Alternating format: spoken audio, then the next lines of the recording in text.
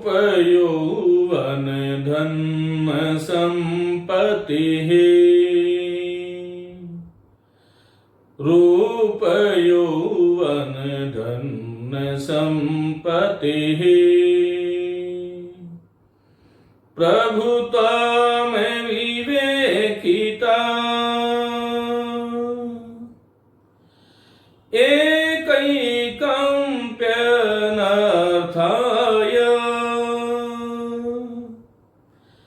एकैकम्प्यनर्थाय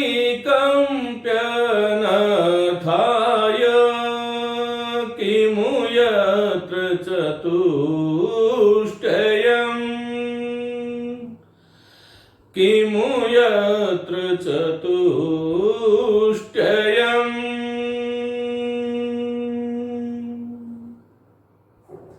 नमस्ते भवतां सर्वेषां हार्दं स्वागतम्। मित्राणि, अद्य वयं संस्कृत व्याकरणस्य एकम् अतीव महत्वपूर्ण बिंदु वर्तते और जिसे हम कहते हैं शब्द एवं धातु रूप। आज जो हम बात करने वाले हैं वो शब्द रूपों की बात करने वाले हैं। यदा संस्कृतस्य नाम आयाति तदा अस्माकं मनसि एकम महत् भयम भवति। जब संस्कृत का नाम आता है तो हमारे मन में एक बहुत बड़ा भय होता है और वो भय ये होता है कि शब्द रूप और धातु रूप कैसे याद करें। देखिए, जब हम हिंदी बोलते हैं, यदा वयम हिंदी वदामो, हिंदी बोलते वक्त हम ये नहीं सोचते हैं कि इस शब्द के बाद में यह शब्द आएगा, उसके बाद में यह आएगा, ये प्रत्यय लगेगा, कौन सी विभक्ति होगी। यतोहि अस्माकं अभ्यास अभवत्। परंतु यदा वयम संस्कृतं वदामो चेत यावत् पर्यन्तं एषां शब्द धातु रूपाणां यदि सम्यक ज्ञानं न भविष्यति तावत् पर्यन्तं वयं संस्कृतं वक्तुं नैव शक्नुमः। मैंने आपको पहली कक्षा में बताया था कि भाषा भाषण से आती है, ये ध्यान रखिएगा। तो जितना भाषा को बोलते हैं उतनी ही भाषा हमें आती है। मुझे तो ऐसा लगता है कि शब्द रूप और धातु रूप संस्कृत की एक ऐसी अमूल्य निधि है जो कतई कठिन नहीं है। हमारे मन में एक अनावश्यक भय है, उस भय को मैं मिटाने वाला हूं। मैं आपके सामने ये 3 व्याख्यान शब्द रूप और धातु रूपों के दूंगा, भाग 1, 2 और 3। आज पहला भाग शुरू कर रहा हूं।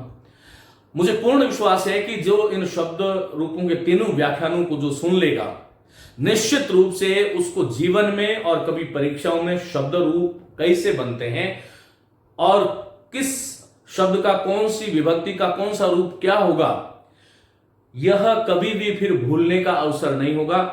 आवश्यकता इस बात की है कि जो मैं आपको पढ़ाऊं, जिस तरह से पढ़ाऊं, उसको एक क्रमबद्धता के तरीके से पढ़िएगा। आज की जो कक्षा होगी उसमें पहले मैं कुछ परिचय दूंगा और परिचय के बाद में हम केवल अकारांत शब्द को लेंगे, ये ध्यान रखिएगा।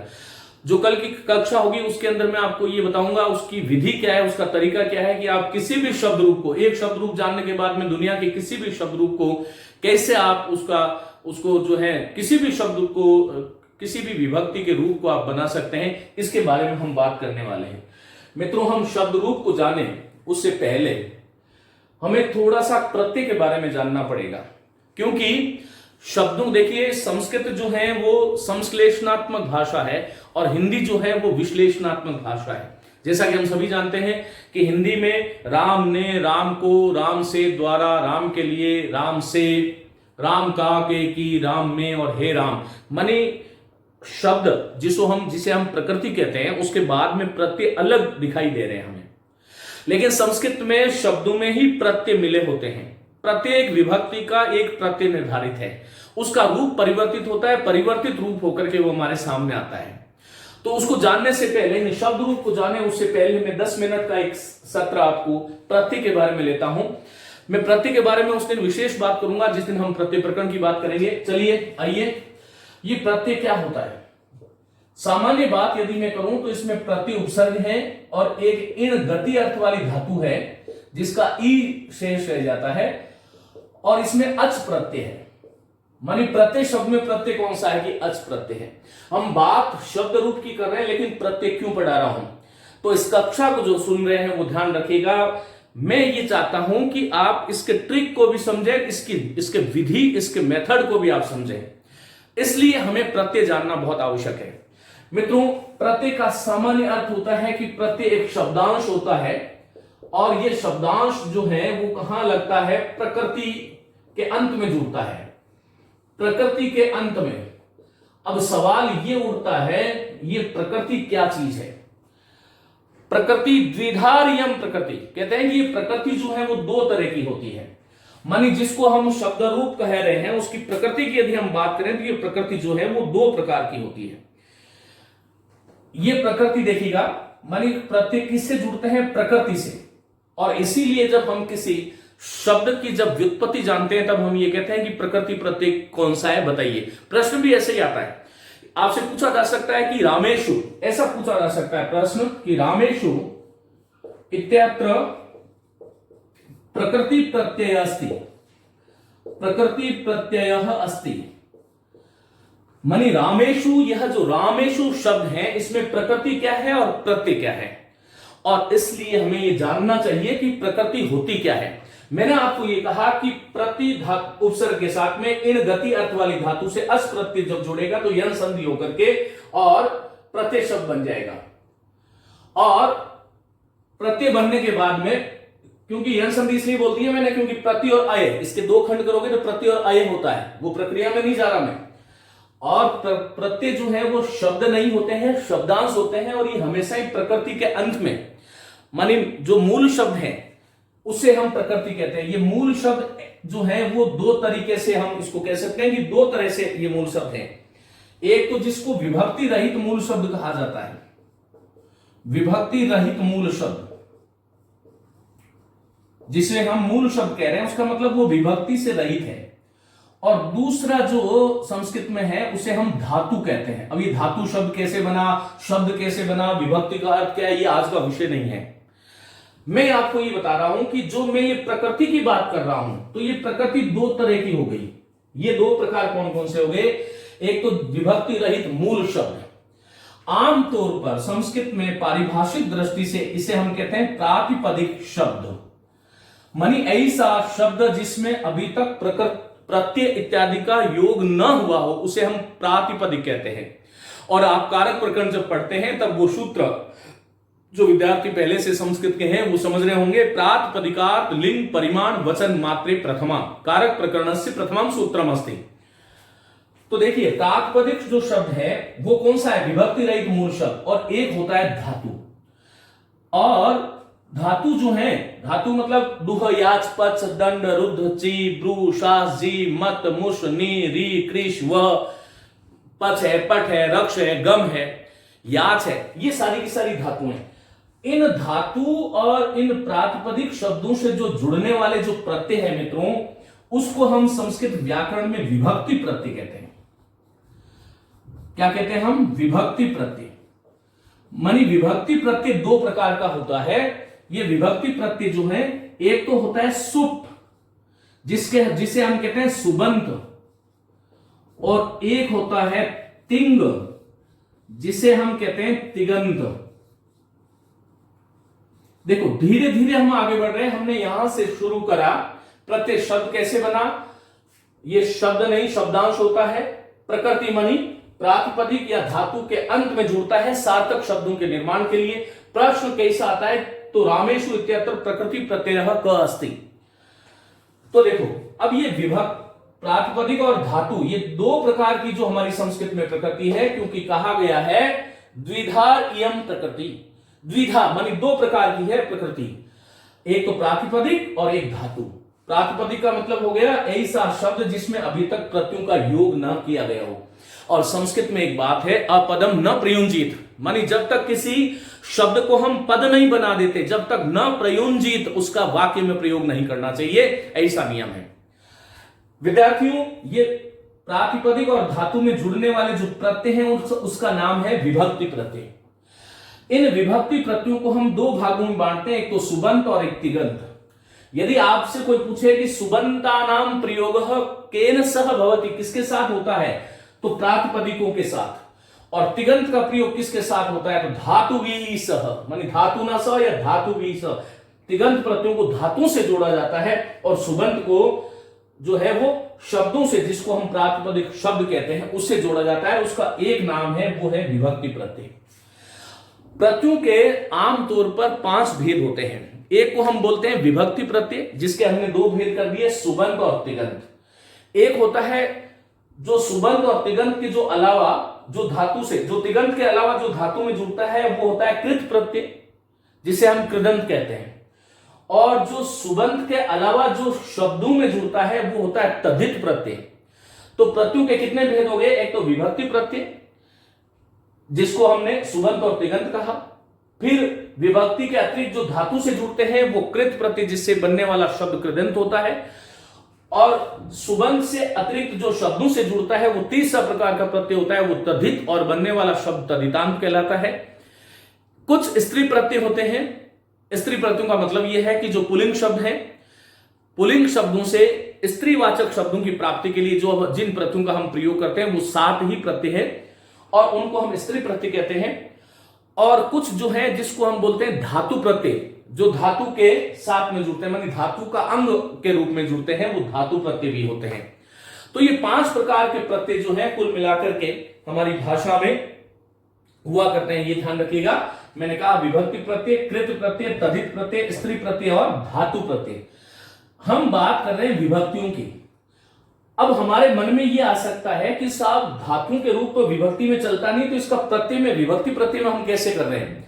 हाँ, धातु का रूप पुरुषों में चलता है, लेकिन यह विभक्ति प्रत्यय का ही एक भेद है।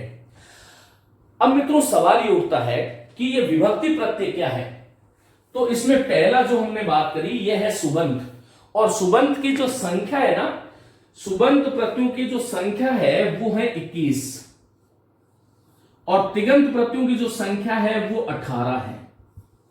मानी ये 3 प्रत्यय जो हैं वो कितने हुए? 18, और सुप प्रत्यय कितने हो गए? 21। सुप प्रत्यय जो है वो 21 है, तिगंत प्रत्यय जो है वो 18 है। 18 को भी 2 भागों में बांट देते हैं। 9 प्रत्यय तो प्रश्नैपदी धातुओं के लिए होता है, और 9 प्रत्यय, 9 ही प्रत्यय जो है वो आत्मनेपदी धातुओं के लिए होता है। आप लोगों ने नाम सुना होगा टिप तस जी। जब हम पठती पठतक बनाएंगे तब हम बात करेंगे इसके बारे में विस्तार से। मानी तिंग प्रत्ययों की संख्या 18 होती है। तिंग से बनने वाला शब्द तिगंत कहलाता है।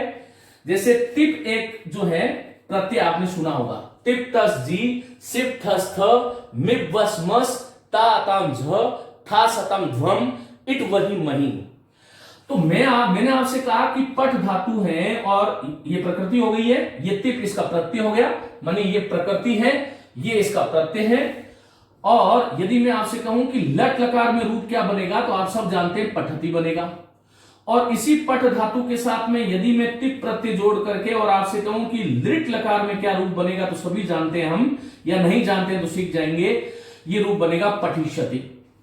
और यही पठ धातु के साथ में यदि मैं तिप जोड़ करके मैं आपसे पूछ लूं कि मुझे तो लोट लकार का रूप चाहिए, तो ये पठ में, पठ का लोट लकार का जो रूप होगा पठतु, ये पठतु बन रहा है, लेकिन इसमें प्रत्यय तिप है, ये ध्यान रखना। तो ये इसकी प्रकृति, ये प्रत्यय, ये पठती से पठतु कैसे बना, इसके बारे में धातु जिस दिन पढ़ाऊंगा उस दिन बात करेंगे, आज नहीं। तो मित्रों ये प्रत्यय जो है परस्मय पद के 9 प्रत्यय हो गए और आत्मनेय पद के 9 हो गए। तिंग प्रत्ययों की संख्या जो है वो 18 होती है। तिंग को तिंग क्यों कहते हैं? क्योंकि तिप तस जी, तिप से शुरू होता है और आगे महिंग आता है, तो टिप वाला आदि ती और महिंग वाला अंत वाला जो अंग है उसको जोड़ करके तिंग बना लेते हैं, इसलिए तिंग प्रत्यय बन गया।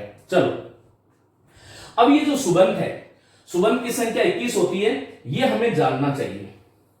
विद्यार्थियों आपको एक बात ध्यान रखनी है कि संस्कृत भाषायाम विभक्ति नाम संख्या कति भवंती, विभक्तियों की संख्या कितनी होती है? तो सप्त विभक्तयः भवंती, 7 विभक्तियां होती है।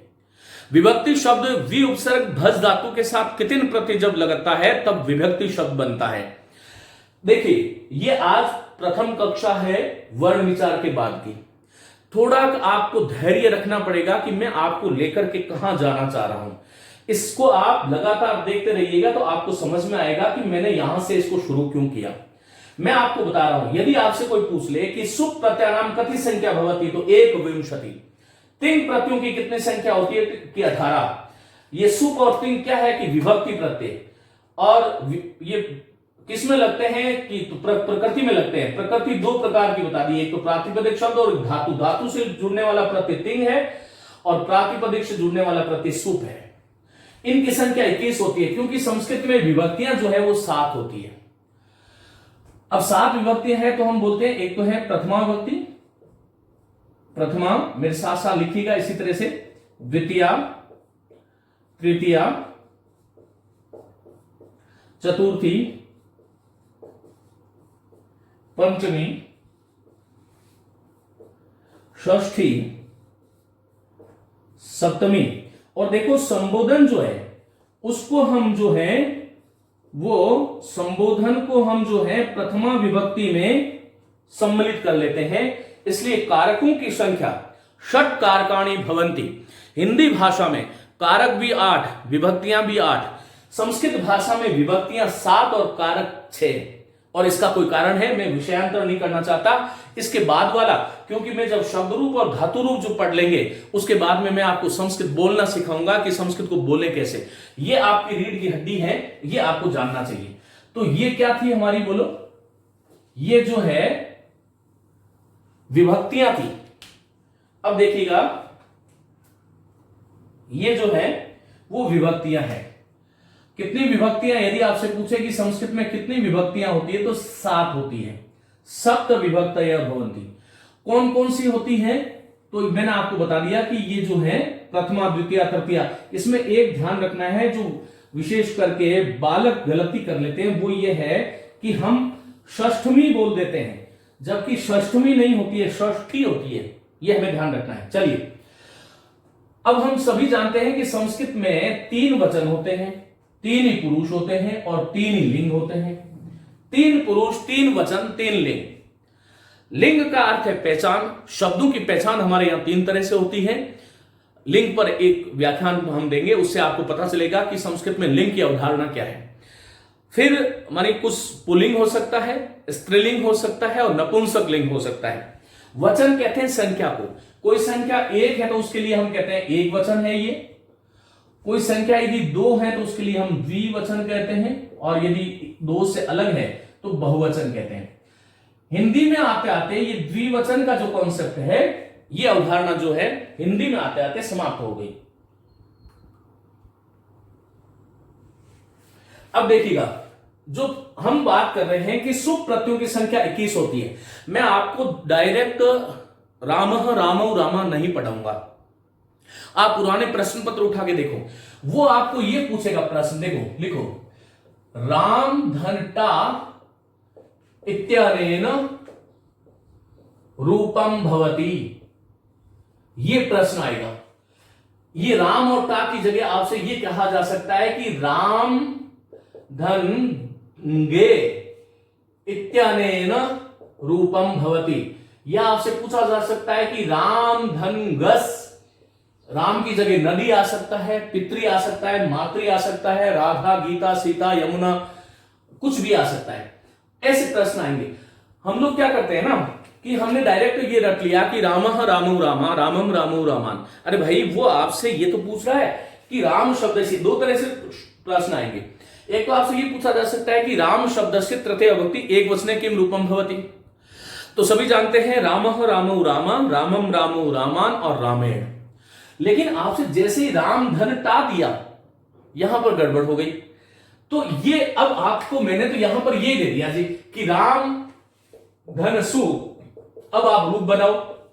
आपको ये पता ही नहीं है कि ये सु जो है वो सुप में आता है और ये 21 प्रत्यय होते हैं। जब तक प्रश्न का उत्तर कैसे दोगे? तो हमारा उद्देश्य केवल पढ़कर के खुश होना नहीं होना चाहिए।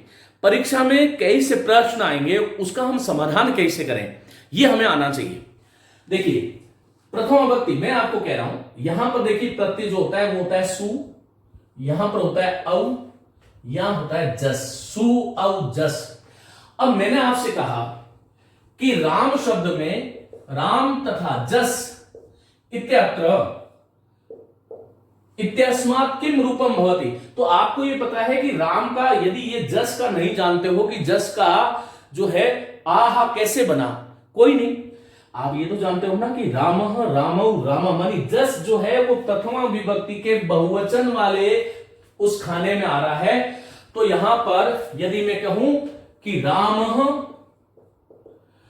रामौ और रामः, तो आप सीधा सीधा ये समझ जाओगे कि भैया हमें सु पूछा है, इसका मतलब मुझे रामः लिखना है।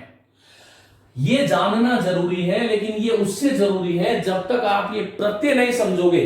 जो प्रातिपदिक मानी विभक्ति रहित मूल शब्दों से जो जुड़ता है उसे सुप प्रत्यय कहते हैं। सुप 21 होते हैं, क्योंकि विभक्तियां 7 होती है, 7 विभक्ति में 3 वचन होते हैं, तो 7 कितने हो गए, 21 हो गए। संबोधन को हम फिर प्रथमा में मान लेते हैं। तो ये देखो सु और जस, फिर यहां पर रामम कैसे बना, तो अम। अब आपसे मैंने पूछा कि राम धन अम से क्या बनेगा, तो आपका सीधा उत्तर होना चाहिए रामम। फिर यहां पर टा प्रत्यय होता है, अब टा प्रत्यय, लेकिन यहां पर रूप क्या बनता है, रामेण, और ये पूछा गया है रीट में। आपके यदि कोई शिक्षक भर्ती की परीक्षा की तैयारी कर रहा है तो पुराना प्रश्न देखना, राम धन टा इत्यनन किम रूपम भवति। तो आपने दिमाग में जब तक टा नहीं होता तब तक हमारी समस्या जो है उसका समाधान नहीं हो सकता। कि हमने तो टा तो कभी पढ़ा ही नहीं, हमने तो रामायण पढ़ा, लेकिन टाइनात स्या, तो टा एक सूत्र है, उससे टा का इन बन जाता है। और फिर वो न का न क्यों बन गया ये भी हम बात करेंगे, लेकिन अभी इन रूपों को रहने दो।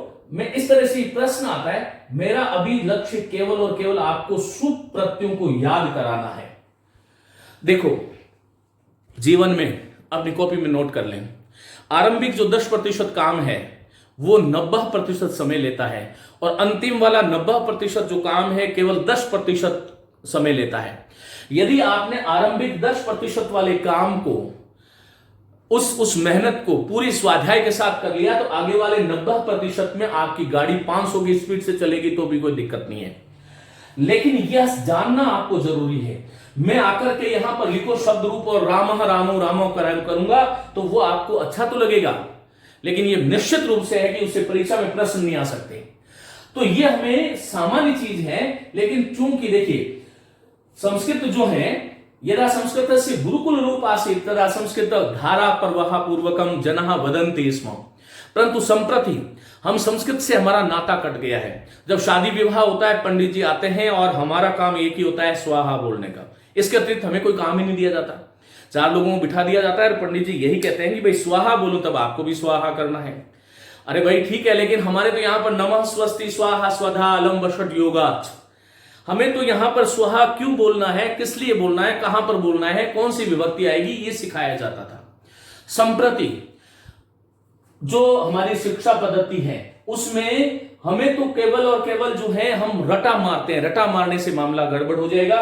तो यहां पर देखो द्वितीय विभक्ति की बात कर रहा हूं, पहले सु और जस, फिर अम, फिर यहां पर औट और यहां पर शश, अम और शश, फिर टा, फिर भ्याम और भिस,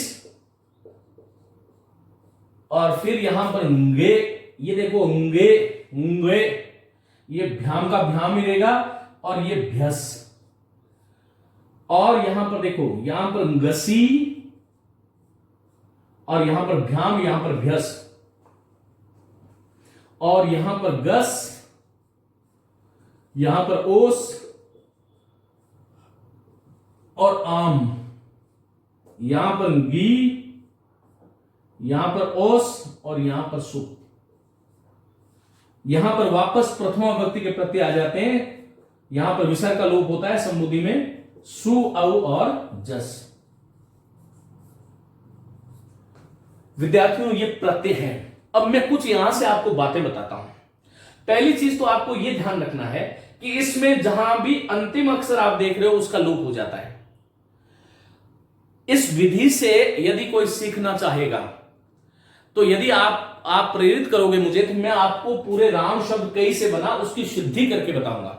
लेकिन अभी फिलहाल मैं मेरे विद्यार्थियों को इतना चाहता हूं कि आपसे कोई ये पूछे कि नदी धन सुप इत्यत्र किम रूपम भविष्यति। तो आपको ये पता हो जाना चाहिए कि ये सुप जो है ना, ये सप्तमी विभक्ति का बहुवचन है, तो नदी का सप्तमी विभक्ति का बहुवचन जो है वो क्या बनेगा कि नदी शु बनेगा। और लता का सप्तमी विभक्ति का रूप क्या बनेगा कि लता सु बनेगा। और राम का क्या बनेगा कि रामेशु बनेगा। अब आपसे मैंने राम प्लस सुप पूछा तो रामेशु कर दोगे, और लता और सुप पूछ लिया तो लता सु कर दोगे। मेरा इस कक्षा का यहां से शुरू करने का औचित्य यही है। अब देखो, ये ध्यान रखना है। देखो, मैं यहां से शुरू कर देता हूं, कुछ चीजें अभी आज बताऊंगा, फिर आगे मैं आगे की कक्षा में बताऊंगा। सप्तमी विभक्ति का जो बहुवचन होता है मित्रों, इस बहुवचन में इस संसार का कोई भी शब्द ले लो, संस्कृत भाषा में कोई भी जो शब्द होगा सप्तमी विभक्ति के बहुवचन में या तो सु होता है और या फिर शु होता है, माने सु या शु होता है। सप्तमी विभक्ति के बहुवचन में यह निश्चित नियम है। पूरी संस्कृत भाषा में जितने शब्द हैं, चाहे वो संज्ञा शब्द है, चाहे सर्वनाम शब्द है, चाहे विशेषण शब्द है, चाहे कोई भी शब्द रूप है, जितने भी प्रातिपदिक जिसको मैं कह रहा हूं और जिसमें सुप प्रत्यय जुड़ रहे हैं, आप ये ध्यान रखें कि सप्तमी विभक्ति के बहुवचन में या तो किसी शब्द में सु जुड़ेगा या फिर ये सु जो है उसका शु हो जाता है। तो सु और शु, जैसे मैंने आपको कहा यहां पर लता सु आएगा, ये सु है, कहीं देखने में गलत मत करना, लता सु, और ये नदी शु, रामेशु, हरिशु। तो आकारांत शब्दों में अभी आपको इतना ही समझना है कि आकारांत शब्दों में ये सु का सु ही रहता है, बाकी शब्दों में शु बन जाता है। ये अभी के लिए बता रहा हूं, मैंने कहा कि अभी इतना ही सीखना, क्योंकि मैं आपको हलन शब्दों की बात करूंगा तो वो आपको कैसे समझ में आएगा, तो ध्यान रखना है। अब देखो, षष्ठी विभक्ति का जो बहुवचन होता है उसमें कोई भी शब्द आ जाए इस संसार में, मैं एक टेबल बनाऊंगा आगे वाली क्लास में और उसमें आपको समझाऊंगा कि शब्द रूपों का एक तरीका क्या है। आप 15 मिनट में इस संसार में जितने भी संस्कृत व्याकरण में जितने भी शब्द रूप है उसमें 18 रूप समान होते हैं। कोई भी शब्द रूप ले लो, उसमें 18 रूप समान होते हैं, केवल कितने बचते हैं, 3 रूप ऐसे होते हैं जो शब्दों में अलग अलग होते हैं। और वो भी दूसरी बात, कुछ लोग कहते हैं कि संस्कृत का रटा मारना चाहिए। अरे भाई, संस्कृत वैज्ञानिक की भाषा अस्ति, और विज्ञान में जैसे नियम, कानून और कायदे एक निश्चित होते हैं, वैसे ही संस्कृत में भी निश्चित होते हैं। आवश्यकता हमें इस बात की है कि हम उसको सीखें। ये बहुत ही व्यवस्थित और संगणक के लिए उपयुक्त क्यों भाषा मानी गई, क्योंकि इसमें किसी प्रकार का कोई अपवाद नहीं होता। मित्रों, आपने केवल एक शब्द रूप सीख लिया, आकारांत, तो दुनिया में जितने भी आकारांत स्त्रीलिंग है वो सब वैसे ही चलेंगे। इकारांत पुल्लिंग सीख लिया तो दुनिया के सारे शब्द वैसे ही चलेंगे, और उसमें भी 18 रूप तो समान होते हैं, 18 रूप समान होते हैं। मैं कल की कक्षा में आपको ये कोई भी शब्द रूप आप अपनी कॉपी में लिखना, और 18 शब्द रूप जो है बिना पलक झपकते ही आप लिख सकते हो। यहां पर षष्ठी विभक्ति का जो बहुवचन, देखो ये षष्ठी विभक्ति है, ये बहुवचन है। षष्ठी विभक्ति का जो बहुवचन है उसमें हर एक शब्द में क्या आता है, या तो नाम या फिर नाम, माने या तो जुड़ता है नाम या फिर नाम। अब ये नाम और नाम कहां पर होगा ये हम बाद में बात करेंगे, लेकिन यह मूल होता है।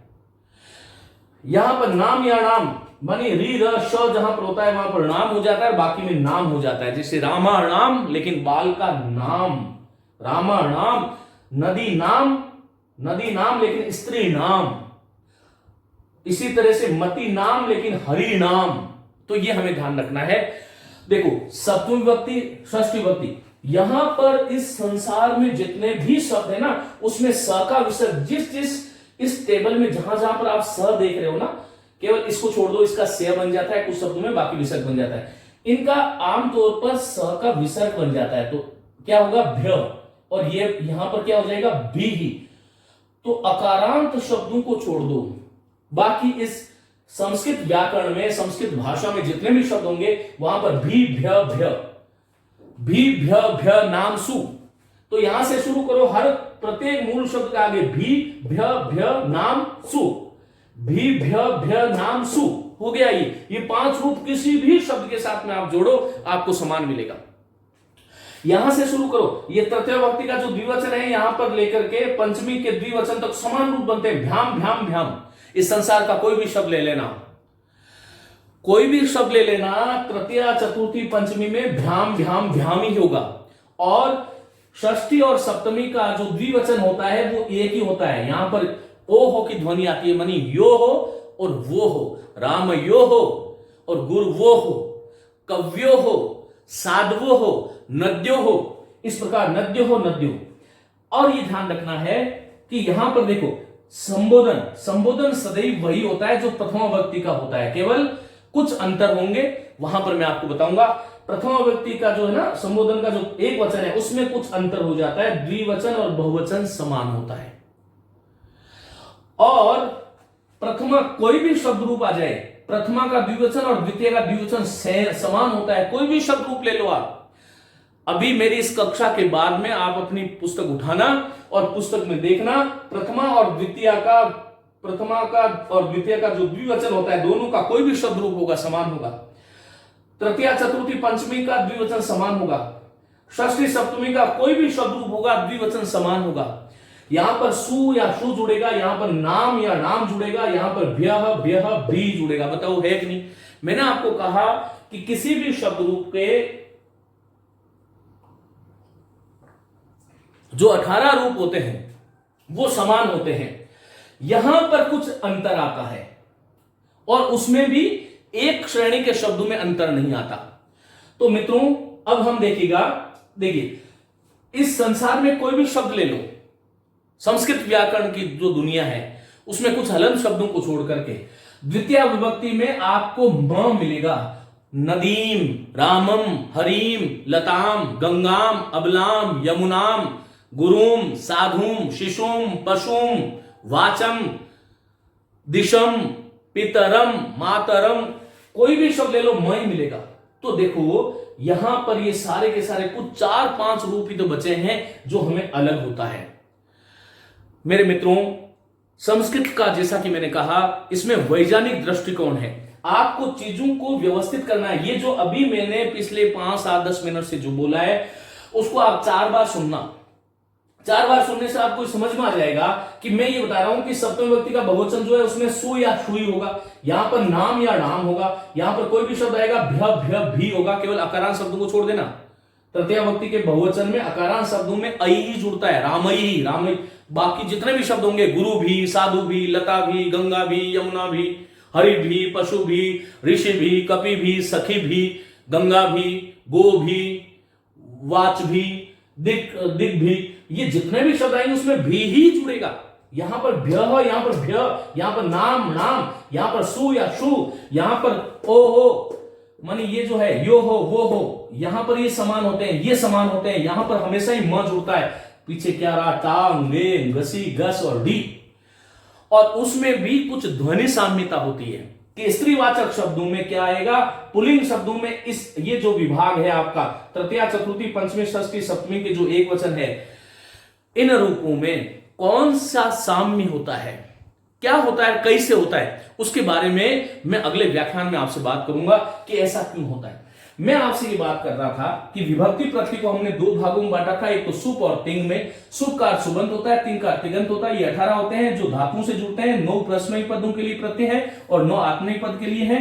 ये मैंने आपको इस तरह से प्रश्न आते हैं ये बताया था। फिर मैंने आपको कहा कि प्रातिपदिक से जुड़ने वाला माने शब्दों से जुड़ने वाला जो प्रत्यय है वो सुप है, बनने वाले शब्द जो है वो सुबंत है। सुप प्रत्ययों की संख्या 21 है क्योंकि 7 विभक्तियां होती है, 3 वचन होते हैं, 7 या 21। अब देखिएगा मैंने यहां पर ये आपके प्रत्यय लिखे हैं मित्रों। चलिए हम एक बार इसको बोलते हैं, सुऔजस अमौक्षस। मेरे साथ साथ आप बोलिएगा। संस्कृत भाषा यदा वयं पठामः चेत अस्माकं मनसि आनंदम स्यात्। हमारे मन में आनंद स्यात्, आनंद होना चाहिए। यदि आनंद होगा, क्योंकि दुखी मन से कहते हैं ना, दुखी मन से जाओगे तो वैसे ही गड़बड़ हो जाएगा। इसलिए आप जितना अंदर से प्रसन्नचित होंगे, संस्कृत कक्षायाः अनंतरम गुलिकायाः आवश्यकता यदि भवति चेत वयं संस्कृतम सम्यक्तया न पठामः। संस्कृत का विद्यार्थी कभी भी दुखी नहीं होता, कभी उदास नहीं होता, वो प्रसन्न और आनंद में आकर के पढ़ता है, क्योंकि संस्कृतम देवानाम भाषा अस्ति। संस्कृत देवताओं की भाषा है। और अस्माकम देव अस्माकम हृदय, हमारे हृदय में अस्मासु हृदय देवानाम अंशः अस्ति, देवताओं का अंश है। अतः वयम यथा देवः आचरन्ति स्म, जैसे देवता आचरण करते थे, तद्वत एव वयम आचरामः, वैसे ही हम आचरण करें। इति अस्माकं यदि ध्यानम भविष्यति, ये हमारा ध्यान होगा, चेत संस्कृतम स्वयमेव आगमिष्यति। यदि वारम वारम, देखो मैं यहां पर ये जो कक्षाएं होगी उसमें धीरे धीरे यदा वयम अग्रे गमिष्यामि, जब हम आगे जाएंगे तो शनै शनै अहम संस्कृत माध्यमेन वदिष्यामि, एवं भवितुं शक्यते यत् कुत्रचित् अहमपि अशुद्धं वदामि, एवं भवितुं शक्यते यतोहि न ही सर्वे सर्वं जानाति। और मैं अपने आप को कोई विद्वान होने का दावा भी नहीं करता, परंतु हाँ यह है कि मैं आपके लिए उपयोगी हूं, ये ध्यान रखिएगा। तो इनको हमें कैसे बोलना चाहिए, तब मैं आपको लय दे रहा हूं एक, उस लय को आधार बना करके आपको बोलना है। मेरे साथ बोलिएगा, सुऔजस अमौर्षस, सुऔजस अमौर्षस, ताभ्याम भिस गेभ्याम भ्यस, ताभ्याम भिस गेभ्याम भ्यस, गसिभ्याम भ्यस गस ओस आम रियो सुऔजस। तो इस तरह से सुऔजस अमौर्षस ताभ्याम भिस गेभ्याम भ्यस गसिभ्याम भ्यस गस ओस आम रियो सु। एक दिन का केवल 10 मिनट इस प्रकरण को दीजिएगा, ये जीवन भर आपकी मदद करेगा। जो लोग संस्कृत, क्योंकि देखो बहुत सारे लोग ऐसे होते हैं जो कहते हैं कि हमें संस्कृत पढ़ने का अवसर नहीं मिला। बहुत अच्छे लोग हैं, जो ये आप लोगों का शायद सौभाग्य है। जब हम लोग पढ़ते थे तो जितना गुरुजी बताते थे, एक गुरुजी उतना ही हमें मिलता था। मित्रों, हो सकता है कि मैं साक्षात आपसे जीवन में कभी नहीं मिलूं। बहुत सारे लोग हैं जो आपको घर बैठे शिक्षा दे रहे हैं, निःशुल्क दे रहे हैं और आपको प्रेरित कर रहे हैं। मैं अभी जो आपको जो पढ़ा रहा हूं, इसके पीछे केवल और केवल एक स्वार्थ है मेरा, कि मेरा जो युवा वर्ग है, एक तो युवा वर्ग शब्द गलत होता है, मेरा जो युवा वर्ग है उसका लक्ष्य संधारण हो, वह अपने लक्ष्य की पूर्ति करे और संस्कृत सीख पाए। तो इसके लिए देखिएगा, चाहे संस्कृत हो चाहे हिंदी हो, जब हम भाषा की बात करते हैं तो भाषा को लेकर के हमें उदासीन नहीं होना चाहिए। और इसीलिए इनको आप किसी भी रूप में बोलेंगे, जरूरी नहीं है कि जैसे मैंने बोला वैसे आप बोलें, लेकिन हाँ आप इसको इस तरह से, मैं मेरे विद्यार्थियों को, क्योंकि अभी तो मैं घर से आपके साथ जुड़ता हूं, इसलिए क्योंकि घर वाले डिस्टर्ब नहीं हो, इसलिए मैं जो है बहुत ध्यान से ही बोल रहा हूं। लेकिन हाँ, जब हम विद्यालय में होते हैं तो देखिए, हमारा जो गुरुकुल पद्धति थी उसमें हजारों लोग होते थे, हजारों बच्चे होते थे और एक शिक्षक होता था, संवेद स्वर से सब गान करते थे। तो वो कैसे संभव होता था? इसी प्रकार से होता था। आप जैसे भी इसको बोल लें, लेकिन हाँ ये ध्यान रखना कि ये सुऔजस अमऔर्षस ताभ्याम भिस गे, ये अड़े नहीं बोलना है इसको, उंगे भ्याम भ्यस गसी, ये गसी उंगसी, ये कुछ गसी बोलते हैं, कुछ रसी बोलते हैं और फिर इसको गड़स बोल देते हैं, नहीं, गसी भ्याम भस गस उस आम गी और सुऔजस। तो ये 21 प्रत्यय हो गए जो कि शब्दों से लगते हैं और शब्दों को अलग अलग रूप देते हैं। अब मित्रों, अब हम बात करेंगे आगे की जो कक्षा होगी उस कक्षा में कि ये जो प्रत्यय हैं इनको हम किस प्रकार शब्दों के साथ जोड़ते हैं, आखिर कौन कौन से शब्द रूप होते हैं और उन शब्द रूपों को हम किस प्रकार से आगे विचार करते हैं, ये मैं आगे वाली कक्षा में आपको बताऊंगा। नमस्ते।